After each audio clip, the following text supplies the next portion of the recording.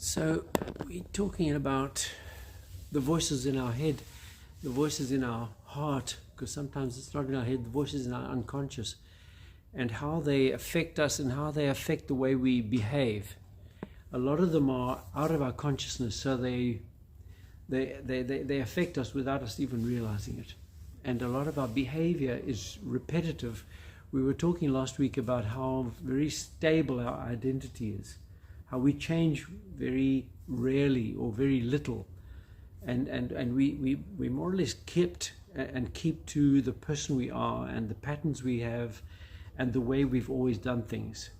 And to ask ourselves, what keeps me in that behavior, especially if I want to change, if I desperately want to change something, what is it in me that keeps me stuck in or persisting in an old behavior, even when I know it doesn't suit me, I've grown out of it, I don't like it, it affects my relationships negatively, I want to change it, but often try as much as we want, we fall back into it, and it's just something very strong.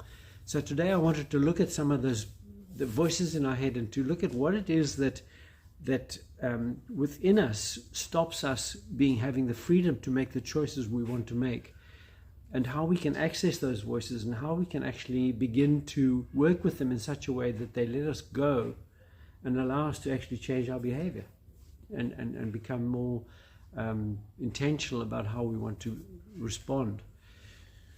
So I thought to start talking a little bit about words, because words are profoundly important in that words create our reality.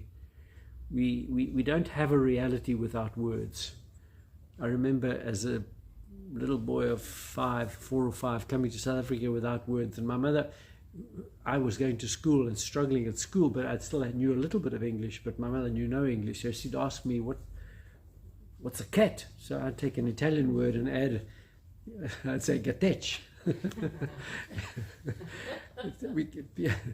So I'd make up words, but they were a combination of Italian and English. So she'd say, oh, gatech. I said, no. So it's as if without words, we don't have a reality.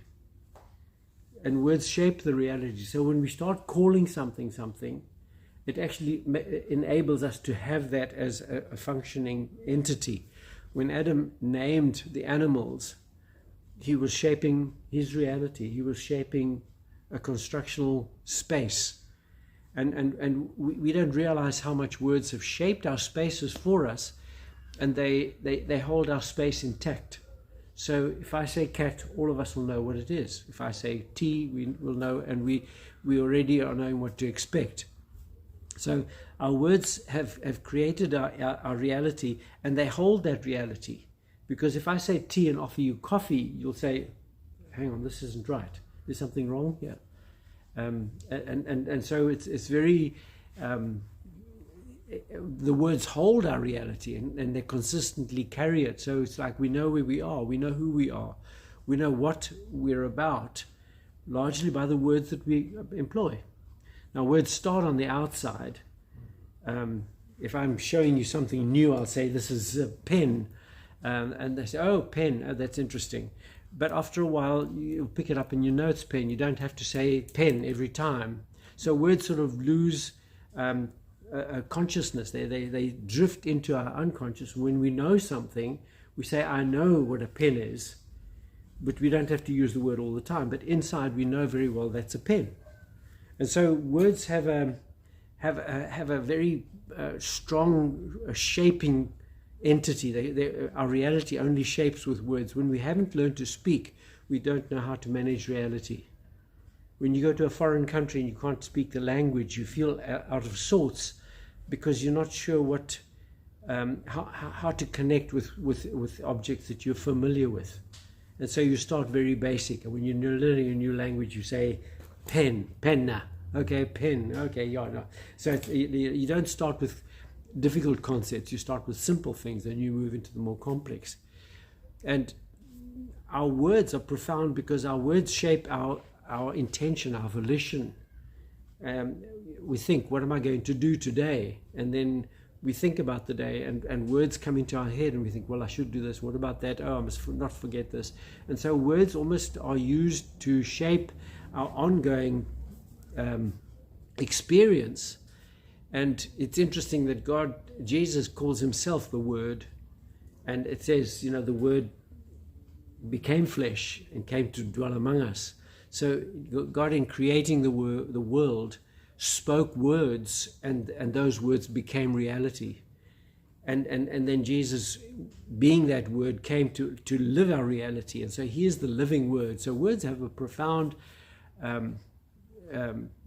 place in our lives.